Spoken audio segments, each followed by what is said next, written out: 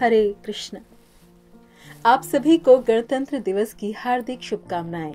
गणतंत्र दिवस भारत का राष्ट्रीय पर्व है। यह दिवस भारत का संविधान बनने की खुशी में मनाया जाता है। 26 जनवरी सन 1950 के दिन भारत को एक गणतांत्रिक राष्ट्र घोषित किया गया था। इसी दिन स्वतंत्र भारत का नया संविधान अपनाकर नए युग का सूत्रपात किया गया। 26 जनवरी का दिन भारत के लिए गौरवमय दिन है। इस दिन देश भर में विशेष कार्यक्रम होते हैं। विद्यालयों, कार्यालयों तथा सभी प्रमुख स्थानों में राष्ट्रीय झंडा तिरंगा फहराने का कार्यक्रम होता है। स्कूली बच्चे जिला मुख्यालयों, प्रांतों की राजधानियों तथा देश की राजधानी की परेड में भाग लेते हैं। विभिन्न स्थानों में सांस्कृतिक गतिविधियां होती हैं। लोक नृत्य, लोकगीत, राष्ट्रीय गीत तथा विभिन्न प्रकार के रंगारंग कार्यक्रम होते हैं। संविधान 2 शब्दों से मिलकर बना है, सम और विधान। सम का अर्थ है समान व विधान का अर्थ है कानून, अर्थात संविधान मूल सिद्धांतों का एक समुच्चय है जिससे कोई देश, राज्य या कोई संगठन अभिशासित होते हैं। यह एक संहिता अर्थात दस्तावेज है जिसमें स्वतंत्रता प्राप्त करने के पश्चात इस देश के व इस देश में रहने वाले लोगों के हितों की रक्षा हेतु बनाए गए कानून हैं, नियम व सिद्धांत हैं। और समय व परिस्थिति के अनुसार समय समय पर संविधान में संशोधन भी होते रहते हैं। प्रत्येक देश का संविधान भिन्न होता है, उनकी परंपरा, नियम व विचारधारा के अनुसार। एक देश का संविधान दूसरे देश में नहीं चलता, तो जितने देश उतने ही संविधान। परंतु एक संविधान जो हर जगह, हर देश में, विदेश में, अनुकूलता में, प्रतिकूलता में सब जगह समान है, वह उसमें कभी कोई संशोधन न तो हुआ है और न होगा।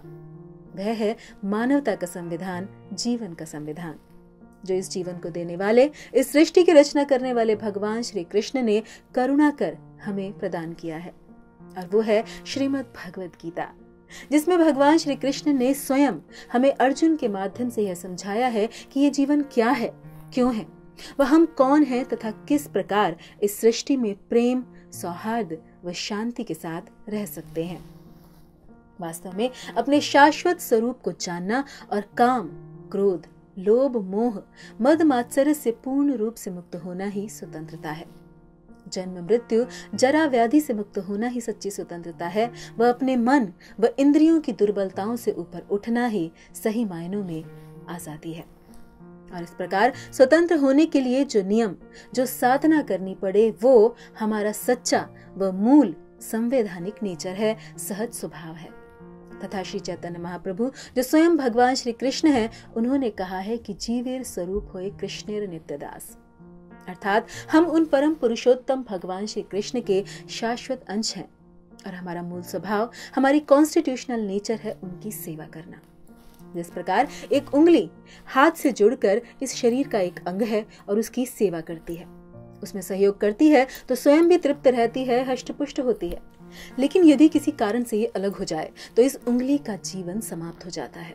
उसी प्रकार हम सभी जीव भगवान के अंश हैं और उनकी सेवा करना यही हमारा शाश्वत धर्म है। और ऐसा करने से हमारी सभी अवांछित इच्छाएं व अनर्थ दूर हो जाते हैं और यही सर्वश्रेष्ठ, सबसे सच्ची व पूर्ण स्वतंत्रता है। और ऐसी स्वतंत्रता प्राप्त करने पर ही हम अपने मूल संवैधानिक स्वभाव में स्थित होते हैं। और ये संविधान प्रत्येक व्यक्ति के लिए है, हर जीव के लिए है, पूरी सृष्टि के लिए समान है। वह इसका पालन करने पर हम सदा के लिए, नित्य के लिए जन्म मृत्यु से मुक्त हो जाते हैं। अतः इस गणतंत्र दिवस पर जब हमारे देश का कॉन्स्टिट्यूशन अस्तित्व में आया, आइए इसकी खुशियां मनाने के साथ साथ प्रयास करें अपने कॉन्स्टिट्यूशन नेचर को जानने का, समझने का।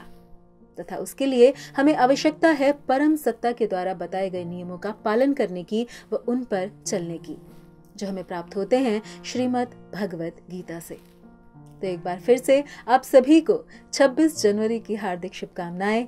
धन्यवाद। हरे कृष्ण।